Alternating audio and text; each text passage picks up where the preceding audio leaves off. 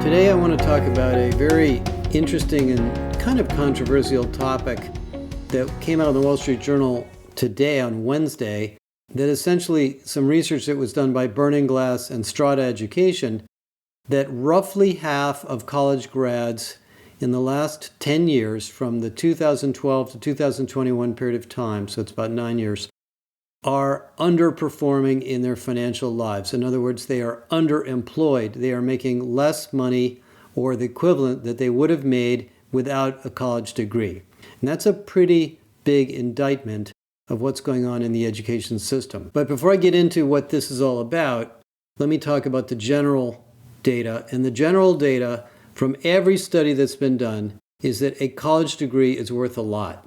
The data that I've seen most recently says that on average, college grads, and there's a large average here of many, many different ranges, on average, college grads will make 20 to 25% more per year than non-college grads or high school grads. And over a lifetime, they will amass 2 to 3 times the wealth of a high school graduate. Now, the price they pay is 4 or 5 years in college, time spent out of the workforce, and, sometimes exorbitantly high tuition.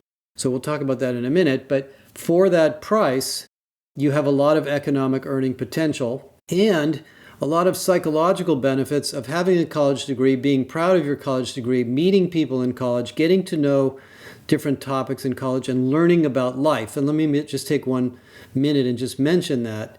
I'm of the age when my parents basically said to me, "You're going to college whether you like it or not, and you're going to get a liberal arts education." And I did get a liberal arts education. I studied English and history and philosophy for the first 2 years, and I got bored with that stuff. And then I moved into engineering. And I was lucky enough to go to a school that had a very, very good engineering curriculum at Cornell.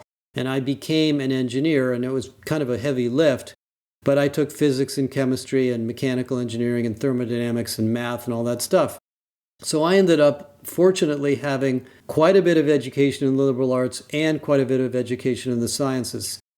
I don't think that's everybody's experience, because a lot of the kids or people that are mentioned in this survey are people who studied philosophy or social sciences, and they went out and they took a job in healthcare or policing or maybe even human resources and didn't really achieve a high level of earnings over the first 10 years of their life.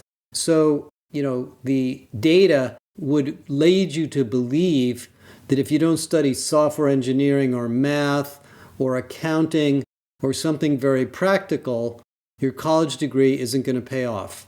And I would suggest that that's a very limited survey and study, because over a long period of time, and I'm talking about many decades of your career, the richness of your education, the completeness of your understanding of the world, of society, of economics, of people, of science, will give you many, many, many more opportunities as a critical thinker. Because as most of you know, especially those of you that are recruiting, the most important skill is not somebody's technical skills, it's their ability to think, it's their ability to learn, it's ability to reason, its ability to deal with complex information and make sense of it and use it effectively to solve a problem. And that, by the way, is why engineering students do well in businesses, because engineers are taught to be problem solvers, basically. But that all put aside, musicians, entertainers, people that work in the media industry, publishing, reporters, people who want to become influencers, people who want to become YouTube or TikTok stars, they have different skills, and they can make plenty of money doing those things today that they weren't able to do before. So what is this data really telling us? Well, I think there's 2 fundamental concepts here that I think come out from this research. And the Wall Street Journal has done a whole series of articles on how colleges are providing less return on investment to students and how students are checking out and deciding maybe they don't want to spend so much money on college. The first is the education industry, as a business, is out of sync with the needs of the business community. Now, a lot of companies have tried to address this, and there's been lots of research studies on it, but let me give you my personal experience. We as businesses are trying to hire people to solve problems in our companies. We're looking for people with particular skills and general skills.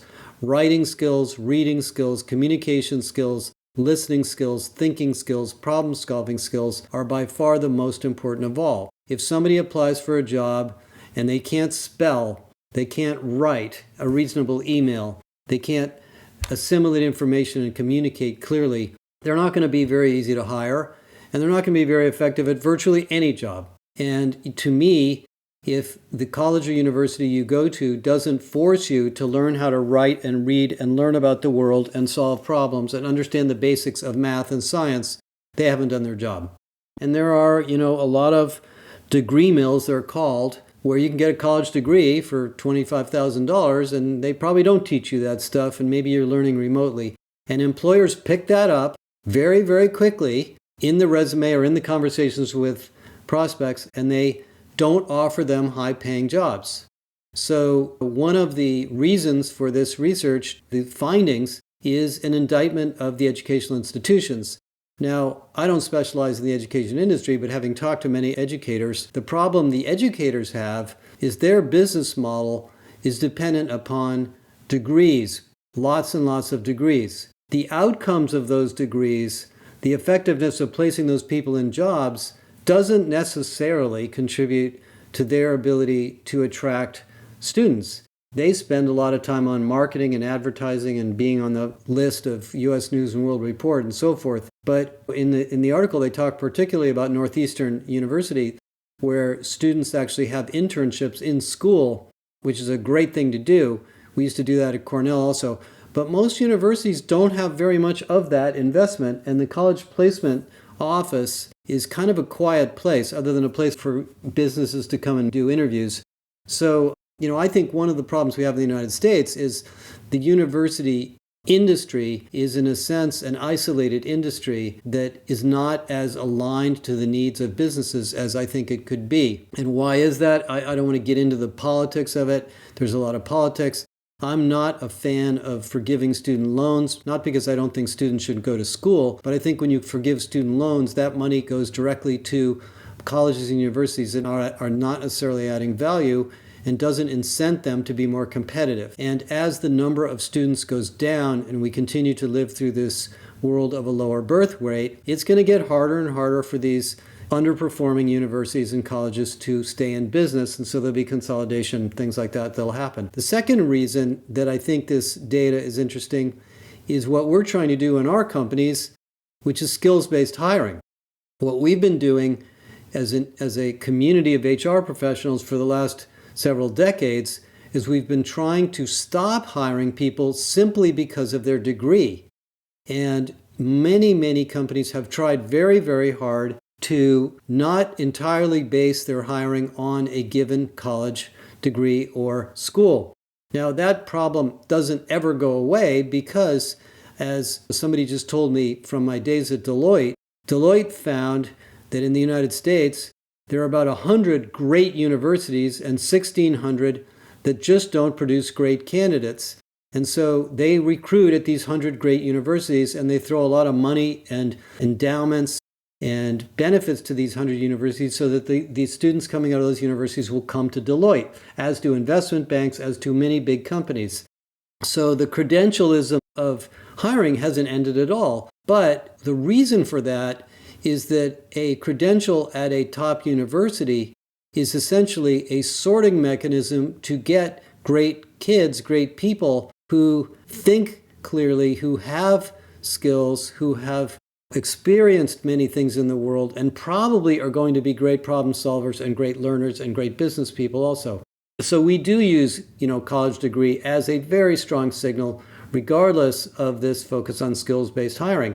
But that said, we now are living in a world where there are skills gaps in technology and science, in different new advanced science and technology in every industry, really, where the college degree is not necessarily the signal of what this person knows how to do. And as most of you know, as your career progresses, unless you're a college professor, most of us don't continue to use the things we used in college that much. I mean, I studied heat transfer and aerodynamics and thermodynamics and physics. I haven't used that really much at all. I used it my first couple of years, but I like to think about it, but I don't really use it in my job. And I think that's true of virtually everybody. So now that we're doing skills-based hiring and we're using skills inference tools and we're using AI, we're finding people whose skills are deep, but their degree is irrelevant. So this idea that just because you go to college, you're going to have a high-paying job is just not the way the world works anymore. Now, to the students and to the people that go to college, I have a very positive outlook for you and a very maybe constructive response, even though it may be true, and I believe this data I'm sure is correct, that half the people who graduate from college are underperforming in their career for the first 9 years. That's only the first 9 years. Careers go on for 40, 50, 60 years now. You have lots and lots of time to decide what you're going to do with your life. And many of the studies that I've particularly read myself and particularly seen in my own life show that the first 10 or 15 years of your career sometimes don't matter.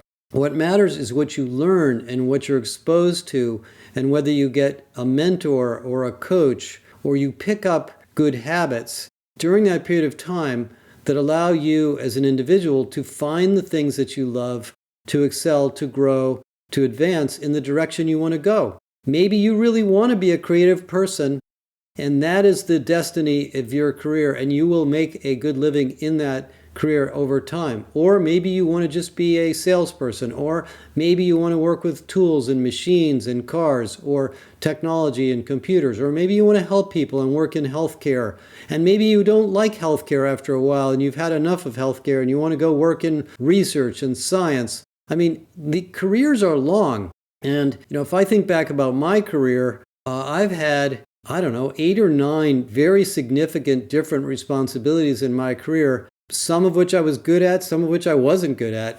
But in retrospect, I am very glad that I had this long period of time to develop my personal experience with my career, so I landed where I am. And I think that's the way careers go. So I wouldn't over worry about this data unless these 45 to 50% of younger people are not getting advice. Because there are periods of time during your career, and I've had several, where you're in a survival mode.